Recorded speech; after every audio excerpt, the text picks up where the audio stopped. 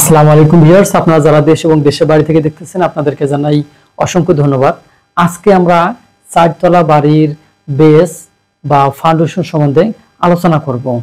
এর আগে আমরা একতলা বাড়ি, দুইতলা বাড়ি, এমনকি তিনতলা বাড়ি ভিডিও দেওয়া হয়েছে চ্যানেলে, তো আপনারা চাইলে সেগুলো দেখতে পারেন।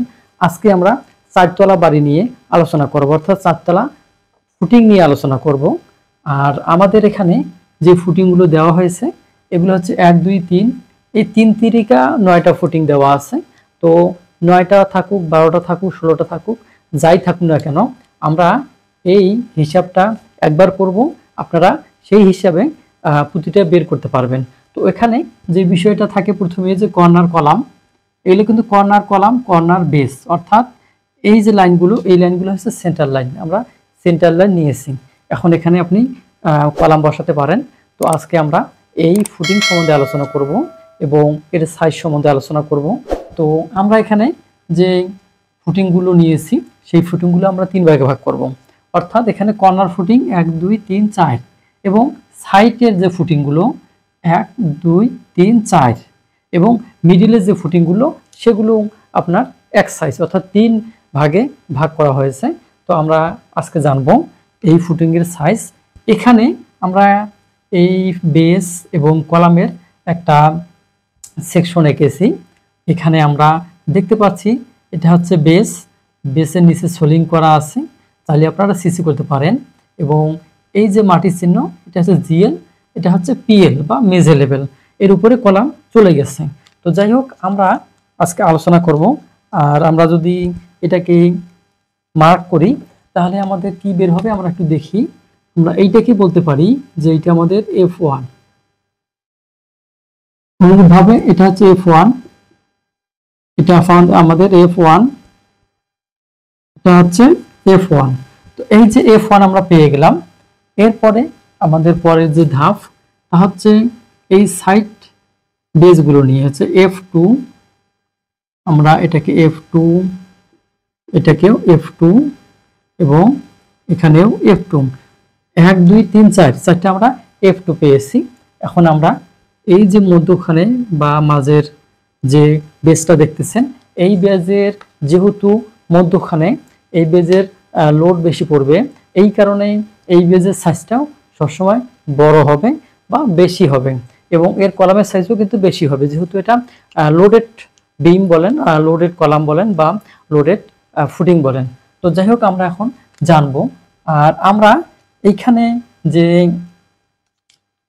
কলামগুলো দেব সেগুলো হচ্ছে আমরা এখানে C1 কলাম দেব, এখানেও আমরা C1 C1 C1 এবং C1, এখানে আমরা দেব C2 C2 C2, এখানে আমাদের C2 হবে C2। তাহলে আমরা 4 4 8টা পেয়ে গেলাম। এবং এখানে যে আছে এটা C3, এটা C2, এটা C3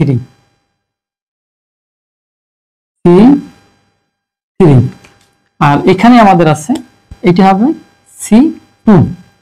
এই যে আমাদের কলাম এবং ফাউন্ডেশনগুলো চিহ্নিত করা হয়েছে। এখন আমরা সাইজ দেব। আমাদের এই চারতলা বিল্ডিং এর যে কর্নার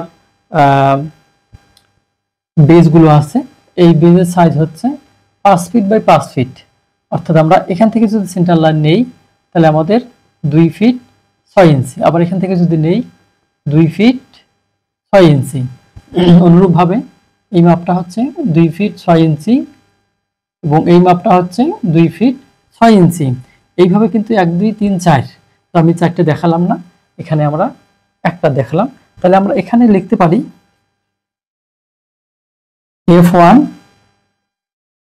5 ফিট বাই 5 ফিট, আমাদের F1 আমরা পেয়ে গেলাম। এখন আমাদের দরকার F2। F2 আমাদের যে বেজের সাইজ হবে, এই বেজের সাইজ হবে আমরা লিখতে পারি,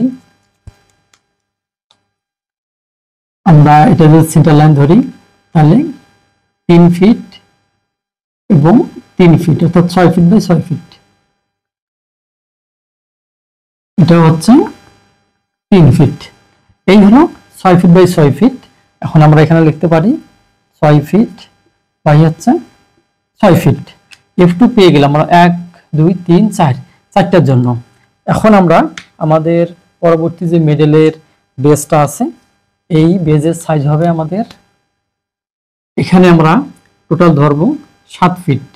তাহলে আমাদের এখানে 3 ফিট 6 ইঞ্চি এবং 3 ফিট 6 ইঞ্চি, অনুরূপভাবে এখানেও 3 ফিট 6 ইঞ্চি, এখানেও 3 ফিট 6 ইঞ্চি। তাহলে আমরা এখানে দেখতে পারি F3 হচ্ছে 7 ফিট বাই 7 ফিট। আমাদের তিনটে আমরা পেয়ে গেছি। আর এইভাবে আপনাদের কলামগুলো বা বেসগুলো আরো বেশি হতে পারে, তো যতগুলো হোক না কেন আপনারা এই সিস্টেমে এই বেসগুলো নির্ণয় করবেন। এখন আমাদের দরকার আমরা হাইট নির্ণয় করব, অর্থাৎ এই যে আমরা ঢালাইটা দেব এই বেসটা কতটুকু হাইট ঢালাই দেব সেই বিষয়টা আমরা এখন জানবো। তো আমরা প্রথমে যদি আমরা F1 ধরি, এটাকে আমরা প্রথমে ধরি এটা F1, তাহলে আমার এখানে যে ঢালাইটা হবে সোলিং বাদ দিয়ে সেটা আমাদের 12 ইঞ্চি। আমরা F1 এর জন্য 12 ইঞ্চি পাবো এবং নিচে আছে 3 ইঞ্চি সোলিং। আমাদের F1 শেষ হয়ে গেল। এখন আমরা F2 বের করব।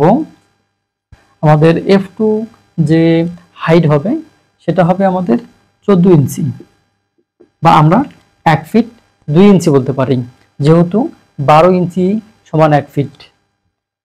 এরপরে আমরা F3 নির্ণয় করব, অর্থাৎ এই যে F3 7 feet by 7 fit F3। তাহলে আমরা এইটা থিকনেস দেব 16 ইঞ্চি। এই 16 ইঞ্চি হচ্ছে আপনার 1 ফিট 4 ইঞ্চি। তো আমরা এই যে বেসটার থিকনেস বা হাইট ঢালের সেইটা বিষয়ে জানলাম। এখন আমরা গুরুত্বপূর্ণ বিষয় জানবো, তা হচ্ছে যে কোন কোন রড ব্যবহার করবেন বেজে এবং কলামে। আমাদের 4 তলা বিল্ডিং এর জন্য বেজে যে কলামগুলো ব্যবহার করতে হবে এগুলো অবশ্যই 16 mm ডায়া রড হতে হবে সর্বনিম্ন। এর নিচে 12 mm ডায়া দিয়ে বা 3 সুতা 4 সুতা রড দিয়ে কখনো 4 তলা ফাউন্ডেশন দেওয়া যাবে না, মাথা রাখতে হবে। এটা দিতে হবে 5 সুতা রড দিয়ে। এবার আসি কলামের রডের সম্বন্ধে। এর কলামের রডের যে রডগুলো ব্যবহার করবেন সেটা 16 মিলি এবং 20 মিলি ব্যবহার করতে পারেন, অথবা শুধুমাত্র 16 মিলিয়ে ব্যবহার করতে পারেন। এর নিচে কোনো ডায়া রড ব্যবহার করা যাবে না, অর্থাৎ এখানে এই 4 তলা ফাউন্ডেশনের জন্য 12 মিলি রড ব্যবহার করা যাবে না, এটা মাথা রাখতে হবে। তো আমরা মোটামুটি এই বেজের সম্বন্ধে জানলাম। এখন যদি আমরা কলামগুলোর সম্বন্ধে জানি তাহলে আমাদের শেষ হয়ে যায়।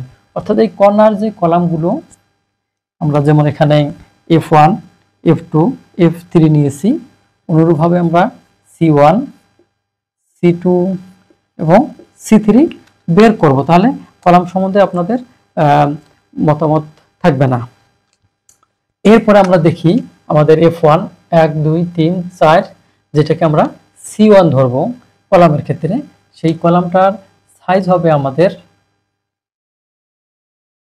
10 ইঞ্চি বাই হচ্ছে 12 ইঞ্চি আমাদের চতুর্দিকে যে কলামগুলো সেইগুলো।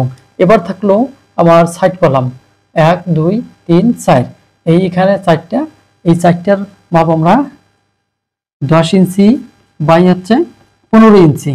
এরপরে মধ্যখানে যে C3 বেজ আছে এই বেজটার মাপ হবে বা এই বেজের যে কলাম থাকবে এই কলামের 10 ইঞ্চি বাই হচ্ছে 18 ইঞ্চি।